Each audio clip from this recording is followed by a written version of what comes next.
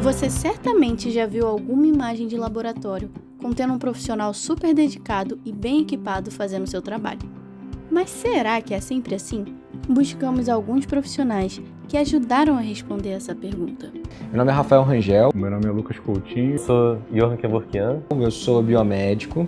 Eu tenho a especialização em hematologia, mestrado em ciências biomédicas. Estou agora no meu segundo ano de doutorado também em ciências biomédicas. Tenho 5 habilitações na biomedicina especificamente. Hoje a minha atuação especificamente é como professor universitário e também atuo com saúde pública no município de São Gonçalo, aqui no Rio de Janeiro. Eu fiz biomedicina na UFRJ, fiz uma pós-graduação em hematologia também na UFRJ, na Faculdade de Farmácia. Fiz mestrado na UFRJ também. Durante a graduação eu fiz uma graduação sanduíche na Universidade de East London. Fiquei um ano lá, naquele programa Ciência Sem Fronteiras. Eu sou professor da IBMR. Eu fiz biomedicina na UFRJ, mestrado e estou terminando um doutorado em bioquímica no Instituto de Bioquímica da UFRJ. Atualmente trabalho como técnico na Fiocruz, em biologia molecular e celular, e sou professor do IBMR. Cada um deles teve suas experiências como alunos de primeiro período, iniciando o contato com o laboratório e aprendendo lições com aquilo que vivia. Sempre foi uma relação muito cordial da minha turma inteira. Nós entramos na faculdade em torno de 120 alunos. Era a nossa turma de biomedicina, nós tínhamos 120. Nós formamos 30. Mas até hoje, por exemplo, a gente se formou em 2015. A gente tem um grupo da turma, que a gente sempre fala lá no WhatsApp com todo mundo. A gente tinha um grupo, assim, bem unido, assim, né? O grupo do fundão mesmo, assim, da galera. Acho que a gente era o grupinho de bagunceiros, assim. O grupo mais animado da turma, né? A gente falava que tinha o grupo dos nerds e o nosso grupo. Mas era aquele unido que estudava, sabe? Tinha um momento de curtir e tinha um momento de poder estudar mesmo, assim. E ainda tinha gente até que, sei lá, só aparecia de vez em quando, né?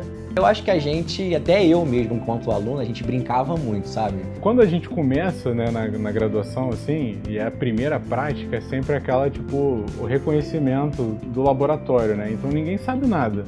Parecia que colocava o jaleco, sei lá, aconteceu alguma coisa com a gente queria fazer brincadeira com tudo. Eu lembro até hoje, a minha primeira aula de pipetagem, vidraria e tal, a gente ficava brincando com as vidrarias, com os líquidos, brincando que um líquido azul com uma água, com um corante azul, era um líquido super inflamável e tal. Era muito disso, sabe? Mas eram brincadeiras sadias, mas que poderiam acarretar, por exemplo, os acidentes dentro do laboratório. Tive um amigo que, inclusive, tipo, na época jogou ácido em todo mundo, assim. A gente teve um pequeno acidente no laboratório que o cara tava com um tubo na mão e ele apoiou o cotovelo num vórtice, aquele equipamento que agita as amostras, né? E aí quando ele tava na função touch, ele tomou um susto e jogou ácido em algumas pessoas.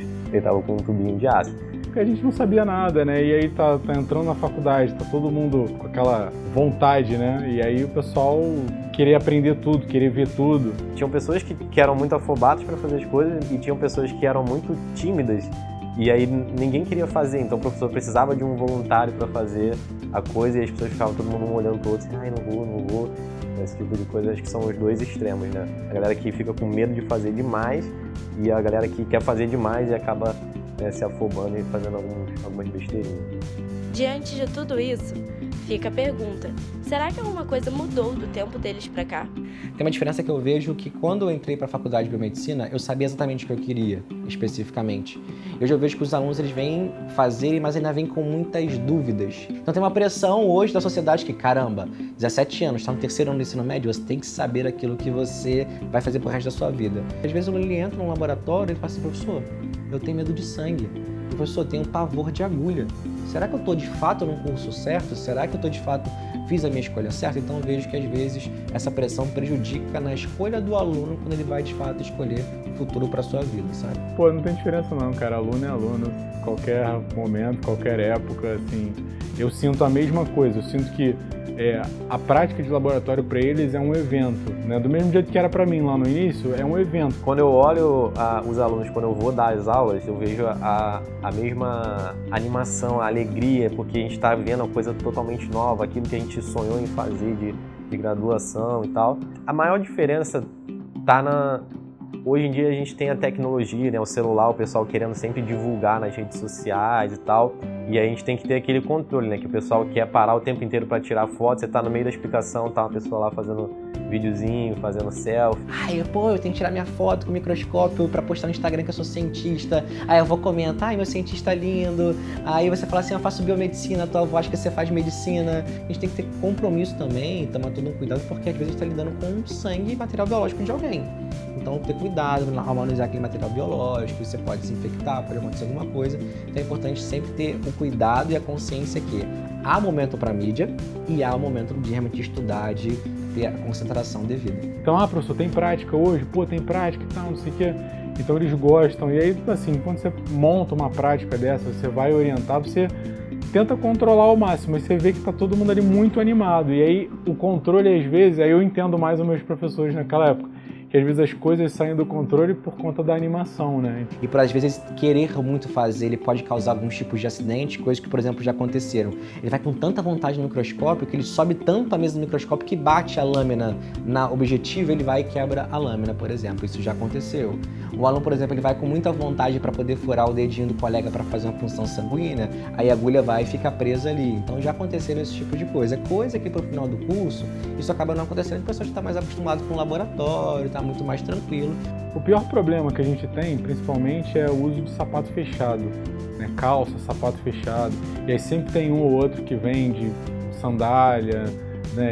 Ou então vem com de chinelo. Então isso é um problema, assim. A gente quer que o aluno participe, mas a gente tem regras a seguir, que são as regras do laboratório, e a gente tem que ensinar aos alunos a seguir essas regras. E muitos deles a gente avisa, avisa um dia antes que no dia seguinte tem que trazer o jaleco e o aluno não traz. A gente avisa que tem que vir de calça e o aluno não vem. E aí a gente fica naquela, né, tipo, caraca, vou tirar a aula do aluno ou eu deixo ele participar quebrando a regra. Mas se eu deixo ele participar, depois um outro vai querer participar também e falar, mas o outro participou. Outro também é o uso de luva, né? Às vezes vai fazer algum procedimento e tal que precisa usar luva, não usa. Às vezes mulher que usa a unha comprida, né? Aquela acrigel, ou então unha postiça, para poder fazer manuseio também fica complicado. Então tem essas coisas assim que a gente precisa orientar, mas que muitas das vezes o aluno não entende, ou então fica chateado, né? Porque a gente está, né, tratando sobre isso. Até então, vimos que existem algumas negligências no meio acadêmico quanto ao uso de EPIs. Mas será que elas se estendem ao meio profissional? Elas permeiam principalmente algumas habilitações especificamente, agora até na figura de subdelegado do Conselho Regional de Biomedicina, a gente percebe que a gente tem um grande problema hoje na habilitação de biomedicina estética. Os alunos têm que ter noção que é uma habilitação muito séria.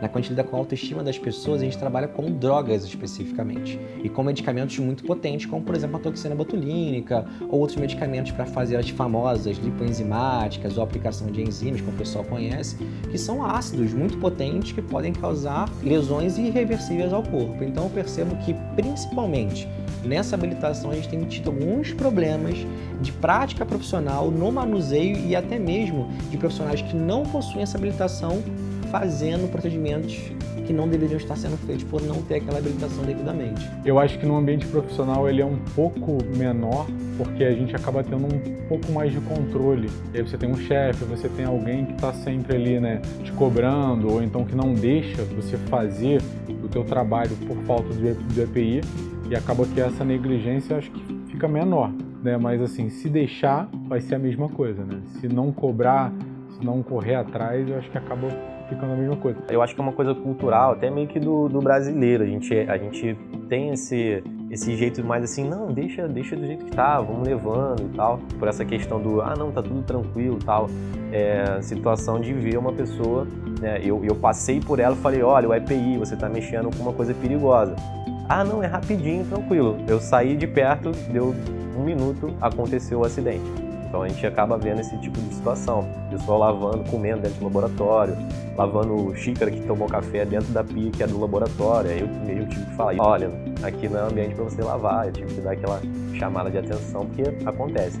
Eu falo que é Brasil, né? A gente tem esse costumezinho. A pessoa está tão acostumada a fazer determinada ação que ela negligencia de usar o jaleco, né? Negligencia de usar, por exemplo, né, quando você vai trabalhar com coisa relacionada com genética, você tem que usar luva porque é algo tóxico, né? Então o pessoal já está tão acostumado, já faz aquilo tanto no automático, acho que o problema é esse. Só faz aquilo tão no automático que ela acaba negligenciando o uso Porque eu faço isso já há tanto tempo, já estou há 1 ano fazendo, já faço todo dia e tal. Então a gente precisa ter muita responsabilidade quando a gente fala do âmbito profissional, que aí não tem um professor para defender, um coordenador para conversar, é você com a justiça especificamente. Com tudo isso, vemos que é preciso haver uma constante fiscalização, já que é da natureza do brasileiro deixar de lado boas práticas somente porque ninguém está vendo. Mas como deve ser no exterior? Eu fui lá para Londres como aluno, né? Não fui como pesquisador nem como professor. E assim, eu sentia um pouco mais de controle, assim. O acesso ao laboratório ele era mais restrito, então a gente só podia acessar com algum responsável técnico, seja do corpo técnico do laboratório mesmo, ou até mesmo com o professor. Então é algo que eu achava mais controlado em relação a isso. Não tinha problema de uso de EPI, por exemplo, porque pelo menos na faculdade que eu fiquei, a gente não comprava o jaleco, né? A faculdade fornecia. Então sempre tinha jaleco para todo mundo, né? Tinha todo um controle relacionado a isso. Então, em relação à minha experiência, assim, eu via que tinha um controle maior em relação a isso, como por exemplo na UFRJ, eu não via tanto, sabe? Isso se trata, então, de um problema que chegou a ser global, o baixo fornecimento de EPIs. Durante a pandemia da Covid-19, a demanda desses equipamentos só aumentou. Contudo, a disputa mundial fez com que o Brasil sofresse com escassez de EPI. Logo, como é possível ter boas práticas de biossegurança sem o fornecimento necessário? É algo que precisamos refletir. Tudo bem, estamos falando sobre os descasos em relação aos EPIs, mas o que isso pode causar como um todo? A gente, quando fala de biossegurança especificamente, a gente tem lá os riscos, né, que são inerentes, tem os riscos físicos, biológicos, de acidente, tem vários tipos de riscos. E são riscos que, por exemplo, se você toma ou não toma cuidado com o EPI. O EPI ele é um equipamento, né, exatamente de proteção, para proteger tanto a pessoa quanto proteger todo mundo que está em volta ali, né? Dá um exemplo, quando você vai fazer um raio-x, o profissional que está realizando o exame ele precisa usar uma blindagem no corpo dele. Se ele não usa, ele pode receber uma radiação que pode afetar as células germinativas que podem dar origem a fetos que venham ter algum tipo de problema. Então ele pode causar problemas não para ele especificamente, mas problemas, por exemplo, para filhos que ele venha a gerar. Você coloca em risco a sua saúde. E isso pode afetar a sua vida. A gente pode ter um acidente leve que você vai ficar lá, sei lá, vai sofrer uma pequena queimadura, ou você pode ter um acidente grave que pode te deixar hospitalizado, pode te levar até a óbito, dependendo do que acontecer. O problema é que a gente nunca pensa nesse caso, né? A gente está sempre pensando não, tá tranquilo, eu já faço isso há muito tempo e vai deixando acontecer, né? Isso pode, inclusive, sobrecarregar o sistema de saúde, né? Se isso for uma coisa disseminada, sempre acontece uma coisa dessa. Você está sobrecarregando o sistema de saúde também. E se for alguma coisa contagiosa, pensando, por exemplo, a pessoa não usou um determinado EPI e teve contato com um micro-organismo ou com alguma coisa patogênica, isso pode sim gerar problemas, né? E um problema de contágio, né? Eu passei por uma situação bem parecida recentemente, fui num laboratório conhecido, grande, fazendo um exame de rotina, onde a profissional usou somente uma luva. Ela não estava usando a outra luva especificamente. Vamos supor que ela se contamina com sangue, vamos supor que eu tivesse alguma doença infecto-contagiosa. Ela poderia se infectar, não ia saber se estava infectada, porque ela é uma prática comum dela não usar luva, por exemplo. E depois você vai para casa, contamina um familiar seu, depois esse familiar contamina outros amigos na escola ou no trabalho, isso vai se espalhando. A gente pode ter sim algum tipo de desenvolvimento de algum surto de alguma doença, alguma coisa assim sendo espalhada, né? Então, a partir de agora, precisamos ter mais consciência quanto ao uso de EPI. Em uma prática laboratorial, não vamos entrar de calça legging, jeans rasgados e muito menos chinelo. Antes mesmo de qualquer atividade, precisamos lavar as nossas mãos de maneira adequada. Se a sua atividade envolver material biológico, como sangue, lembre-se de sempre utilizar luvas. Fique sempre atento às orientações do professor e do laboratório que você está presente. Dentro das faculdades, a gente tem sinalizações para relembrar aquilo que você não pode entrar com comida, que você tem que estar com EPI, que você não pode jogar um lixo num local inadequado. Então a gente, com essas sinalizações, assim, a gente já começa a colocar isso mais sempre na cabeça do aluno para que ele se desenvolva dessa forma. Ainda que você não vá trabalhar em um laboratório, é sempre bom ficar atento aos profissionais que te rodeiam. Você pode flagrar até mesmo um que esteja usando o jaleco fora do ambiente ideal. Lembre-se que os EPIs não são equipamentos para ignorar, mas sim proteger tanto alunos quanto profissionais.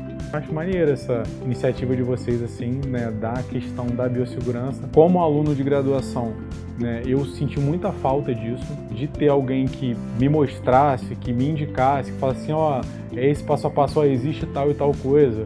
É isso, a gente acaba aprendendo na prática, né? Então, como professor, eu sempre tento fazer o contrário, né? Sempre tento ensinar primeiro, né, para depois mostrar na prática. Então, acho que a parte mais importante é essa, tentar sempre, desde o início da graduação, manter, né, falando nos cursos, né, que são voltados para a área da saúde, manter as pessoas sempre bem treinadas para que elas no futuro sempre façam certo. Acho que nunca é tarde. Se a gente está errando, a gente tem que se consertar. Se a gente não sabe, a gente tem que procurar saber para sempre procurar melhorar.